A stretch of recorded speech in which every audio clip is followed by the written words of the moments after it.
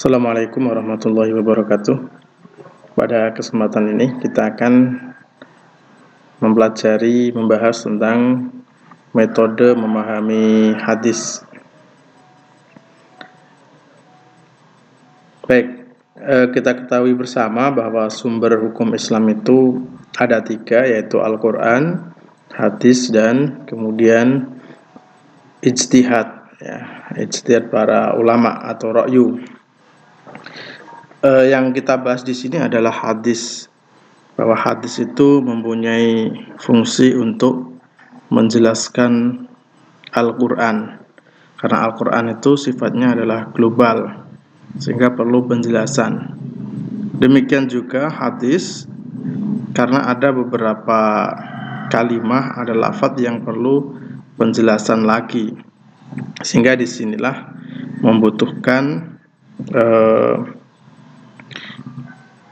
metode memahami hadis atau menjelaskan hadis, di mana metode tersebut yaitu berupa syarhul hadis, syarah hadis atau memahami hadis. Karena kalau tanpa pemahaman, kalau tekstual saja, maka akan terjadi pemahaman yang keliru. Karena ada beberapa kalimah yang memang harus dipahami, bahkan ada beberapa hadis yang kaitannya dengan sababul wurud atau asbabul wurud, kenapa hadis itu muncul, berlaku itu. Nah, ada 3 metode, ada yang mengatakan 4 dalam memahami hadis, maksudnya syarah hadis. Yang pertama yaitu tahlili, yaitu metode yang menjelaskan hadis-hadis dengan memaparkan segala aspek yang terkandung di dalamnya, serta menerangkan makna yang tercangkup di dalamnya sesuai dengan kecenderungan dan keahlian pensyarah atau syarih. Nah, ini ke metode tahlili ini itu lebih banyak itu menggunakan ma'thur, riwayat atau ra'yu, pemikiran rasional. Jadi kalau ma'thur itu kitabnya, itu artinya dalam memahami hadis itu didominasi oleh riwayat yang datang dari sahabat, tabi'in atau ulama hadis. Jadi setelah ada hadis itu kemudian ada penjelasan dari riwayat para sahabat atau tabi'in atau bahkan ulama hadis. Sedangkan ra'yu, itu kitabnya, kitab hadisnya atau kitab syarahnya itu banyak didominasi oleh pemikiran rasional oleh syarih atau pensyarahnya. Jadi dalam memahami hadis itu, di situ dijelaskan atau didominasi oleh pemikiran pensyarahnya.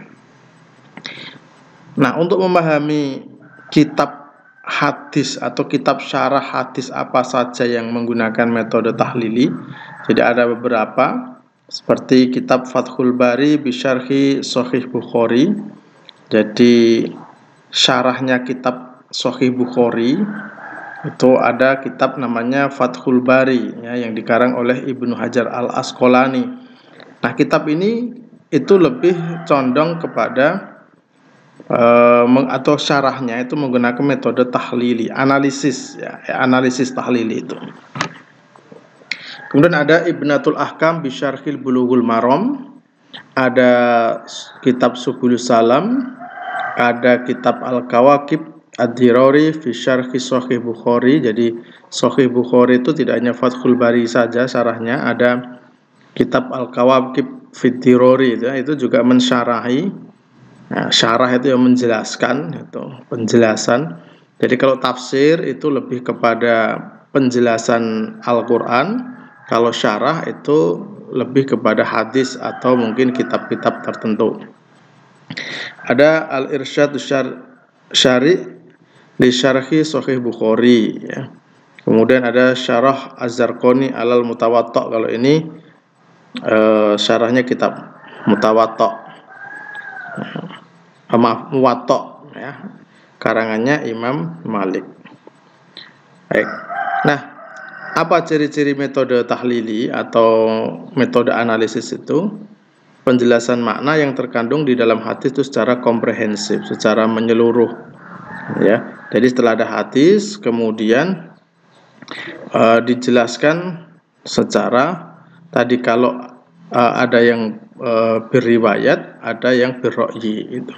Hadis dijelaskan kata demi kata, kalimat demi kalimat secara berurutan dan tidak terlewatkan. Dan di sana juga menerangkan sababul wurud ya, atau asbabul wurud dari hadis-hadis yang dipahami. Tentu saja jika hadis tersebut memiliki sababul wurud, karena tidak semua hadis ada sababul wurudnya. Jadi kata demi kata itu dijelaskan oleh syarah itu, karena metodenya memang analisis dan urut itu. Bisa kalau saudara pernah membuka kitab Fathul Bari, pasti bisa memahami, oh ternyata seperti itu ya. Kemudian diuraikan pemahaman yang pernah disampaikan oleh para sahabat. Jadi ditambahi penjelasan-penjelasan ya, keterangan-keterangan oleh para sahabat dan tabi'in untuk memperkuat hadis tersebut atau menjelaskan hadis tersebut. Kemudian penjelasan munasabah atau hubungan antara satu hadis dengan hadis yang lain. Seandainya itu ada hadis tersebut berkaitan dengan hadis yang lain. Ada kecenderungan pada diri pensyarah pada salah satu mazhab sehingga timbul berbagai corak pensyarahan ya, seperti corak fikhi, kemudian ada corak tasawuf itu ya, tasawuf atau ya tasawuf, kemudian corak misalnya yang lain ya. Nah, maka ya ada kecenderungan diarahkan oleh pensarahnya itu, dihubungkan ya oleh pensarahnya itu. Kalau pensarahnya ahli fikih ya hadis itu dibawa kepada fikihnya itu. Kalau misalnya pensarahnya itu sufi, tasawuf, maka hadisnya diarah kepada tasawuf. Kelebihannya, ruang lingkup pembahasan sangat luas. Ya, metode analitis ini dapat mencakup berbagai aspek ya, ada kata, ada frase, ada kalimat, ada sababul wurud, itu dijelaskan semua di situ. Jadi kalau mau mengetahui kenapa hadis itu atau hadis itu mula-mulanya seperti apa, sebabnya seperti apa, itu bisa dilihat dari kitab-kitab di atas tadi. Memuat berbagai ide dan gagasan, memberikan kesempatan yang sangat longgar kepada pensyarah untuk menuangkan ide-ide gagasan yang pernah dikemukakan oleh ulama. Jadi bisa pendapat-pendapat termasuk sahabat terdahulu pada tabi'in ya, itu bisa muncul kembali karena sebagai penguat itu. Akan tetapi mempunyai ya metode tahlili atau analisis itu punya kekurangan ya, kelemahan, menjadikan petunjuk hadis itu parsial. Ya, metode analisis menjadikan petunjuk hadis bersifat parsial atau terpecah-pecah. Ya, sehingga seolah-olah hadis itu memberikan pedoman secara tidak utuh dan tidak konsisten karena syarah yang diberikan pada hadis lain yang sama, karena kurang memperhatikan hadis lain yang mirip atau sama redaksi dengannya. Jadi kalau hadis metode tahlili ini kan ya menjelaskan pada hadis itu. Nah, ada hadis tersebut. Seandainya ada hadis yang sama, itu ya kadang disinggung, tetapi lebih banyak hanya menjelaskan itu saja. Sehingga seakan-akan antara hadis ini yang kemudian ada kata atau kalimat atau lafadznya hampir sama, gitu ya, itu seakan-akan tidak ada hubungan, gitu. Karena hanya menjelaskan. Jadi hadis ini itu atau metode ini itu menjelaskan ya hadis itu saja gitu. Kemudian melahirkan syarah yang subjektif ya, karena tergantung dari pensarahnya itu tadi. Kalau pensarahnya itu cenderung kepada fikih ya kan ke fikih. Kalau pensarahnya cenderung ke tasawuf ya kan diarahkan ke tasawuf. Seandainya kok ada kaitannya dengan politik ya nanti hadisnya, penjelasan hadisnya diarahkan urusan politik gitu. Yang kedua adalah metode ijmali. Metode ijmali itu memberikan penjelasan hadis sesuai dengan urutan dalam kitab hadis yang ada dalam Al-Kutubus Sittah ya. Jadi ada kitab hadis itu 6 itu disebut Kutubus Sittah. Ya, ada Bukhari, Muslim, Abi Dawud, An-Nasai, gitu ya, Ibnu Majah itu. Nah itu kitab-kitab itu disebut Kutubus Sittah. Nah jadi memberi penjelasan hadis secara urut ya, sesuai dengan urutan kitab hadis itu. Tapi penjelasan itu dapat mempresentasikan makna literal hadis dengan bahasa yang mudah dimengerti. Jadi ada kitab hadis ya, Sahih Bukhari, Muslim itu contohnya, An-Nasai, At-Tirmidzi ya, kitab-kitab itu. Kemudian ada penjelasan ya, ada penjelasan atau syarah dari kitab hadis itu. Kalau tadi yang awal, yang pertama itu tahlili, analisis, ini adalah ijmali secara global ya, secara global penjelasannya, tapi ringkas itu. Bahkan kadang-kadang tidak di situ mencantumkan tentang pendapat-pendapat sahabat terdahulu. Ciri-cirinya syarah pensyarah langsung melakukan penjelasan hadis dari awal sampai akhir tanpa perbandingan dan penetapan judul. Nah, tidak ada judulnya. Misalnya Sahih Bukhari itu diawali tentang niat ya, innamal a'malu binniyat ya, dijelaskan itu dari awal sampai akhir. Penjelasan umum dan ringkas itu. Misalnya a'malu itu jamaknya lafal niat, niatnya di mana itu. Tidak sampai dianalisis itu, tapi penjelasan secara global. Meskipun memang tidak dipungkiri ada juga hadis-hadis tertentu itu ada penjelasan yang luas, tapi tidak seluas metode tahlili. Kitab yang termasuk ijmali adalah Sunan An-Nasai bisyarhi Jalaluddin As-Suyuti. Nah, kemudian ada Qut'ul Muqtadi ala Jami'il Tirmidzi. Terus Aunul Ma'bud syarah Sunan Abi Dawud. Itu adalah contoh kitab yang menggunakan metode ijmali. Meskipun beberapa kajian para penulis pengarang kitab syarah tersebut itu tidak menyebutkan secara langsung bahwa kitab syarahnya itu ditulis dengan metode ijmali. Itu tidak ada penjelasan seperti itu. Tetapi setelah diadakan kajian-kajian terhadap kitab-kitabnya, itu lebih mengarah kepada menggunakan metode ijmali. Kelebihan ijmali ringkas dan padat ya.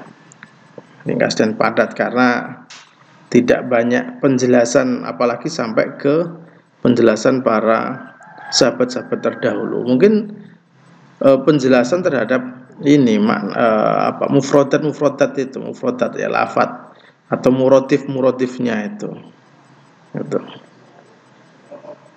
ya, singkat ya. Sanad dan kritik matan sangat minim gitu. Bahasanya mudah ya, kadang-kadang itu menjelaskan mufrodat tadi sehingga ringkas ya, ringkas, tidak bertele-tele itu. Tidak mengemukakan ide atau pendapatnya secara pribadi. Itu. Ini tidak ada penjelasan yang banyak gitu ya. Hanya mungkin ke ya maksud lafadznya itu apa itu. Kekurangannya menjadikan petunjuk hadis bersifat parsial juga, sehingga ya pemahaman hadis itu tidak utuh dan tidak dapat menjadikan petunjuk hadis bersifat parsial gitu ya. Sehingga ya karena Kalau ya ini menjadi bahayanya lagi kalau misalnya yang membaca itu kurang memahami atau kurangnya literasi, ya, kurang memahami terhadap isi hadis itu, sehingga akan menggunakan hadis itu sesuai yang dipahaminya, atau tidak kontekstual tapi tekstual, ya, atau letterlek, ya bahasanya opo anane itu yang disampaikan atau yang dipahami, padahal bisa jadi hadis itu ada makna lain, apalagi terkait tentang sababul wurud.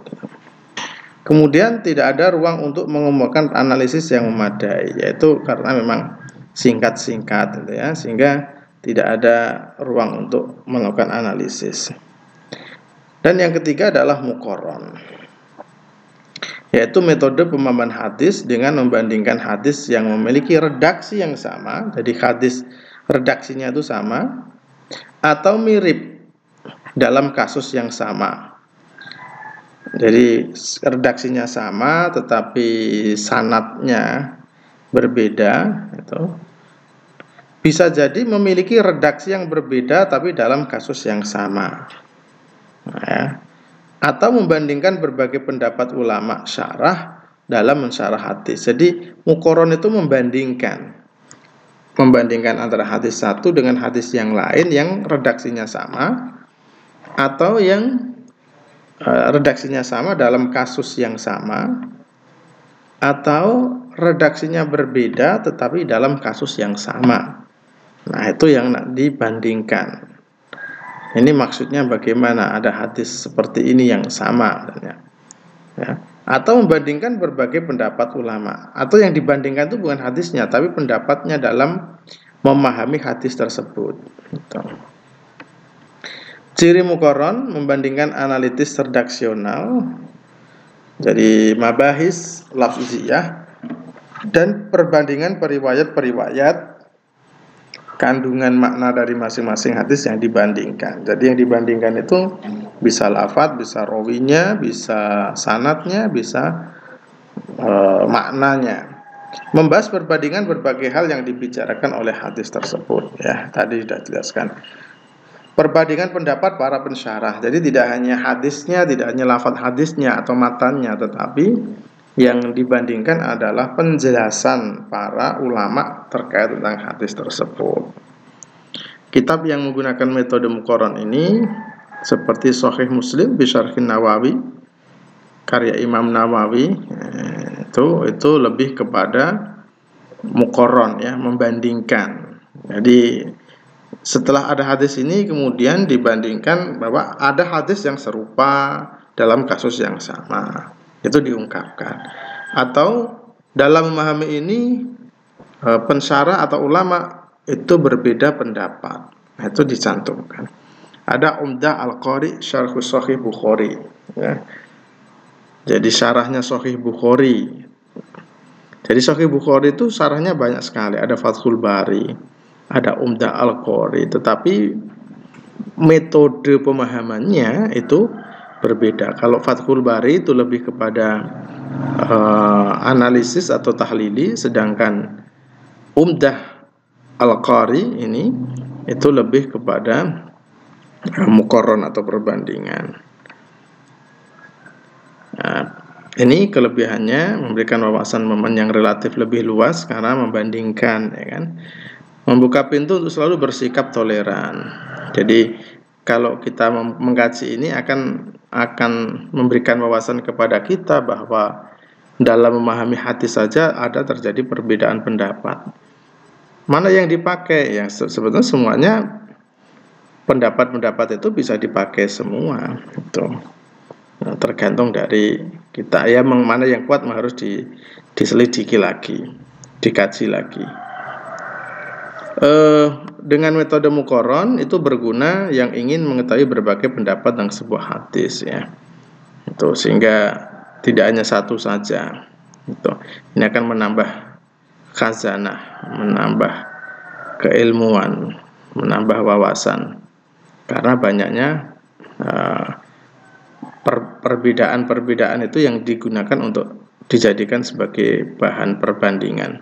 Pensyarah didorong untuk mengkaji berbagai hadis serta pendapat-pendapat para pensyarah lainnya. Sehingga kalau misalnya ada ulama yang concern dalam bidang ini, tentu saja ulama tersebut tidak hanya menggunakan satu hadis saja atau satu pensyarah saja, tapi menggunakan beberapa hadis yang ada kaitannya dibandingkan, termasuk juga syarahnya.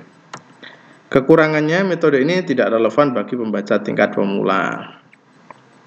Ya, karena ya namanya pemula gitu. Karena banyak penjelasan, banyak keterangan gitu ya. Kalau pemula itu lebih cocok ya, maksudnya ke ijmali tadi, yang global itu. Ya, itu kan ringkas, padat. Nah, ini banyak pembahasan sehingga mensulitkan. Metode ini tidak dapat diandalkan untuk menjawab permasalahan sosial yang berkembang di tengah masyarakat. Ya, kalau ada permasalahan yang berkaitannya dengan kehidupan masyarakat, mungkin lebih tepat ketika menggunakan metode tahlili, analisis. Karena di sana juga ada sababul wurud. Oh, hadis ini berlaku karena seperti ini. Jadi kalau nanti ada situasi yang sama, ya itu diberlakukan. Kalau tidak, ya tidak. Nah, itu contohnya seperti itu. Metode ini terkesan lebih banyak menelusuri pemahaman yang pernah diberikan oleh ulama daripada mengemukakan pendapat baru, karena membandingkan ya, mencari pendapat-pendapat, sehingga peluang atau kesempatan untuk berpendapat sendiri itu hampir tidak ada di sini, tapi lebih banyak untuk mencari perbandingan pendapat-pendapat ulama terdahulu. Baik, saya kira itu pemahaman atau kajian kita pada kali ini tentang metode memahami hadis. Kurang lebihnya mohon maaf. Assalamualaikum warahmatullahi wabarakatuh.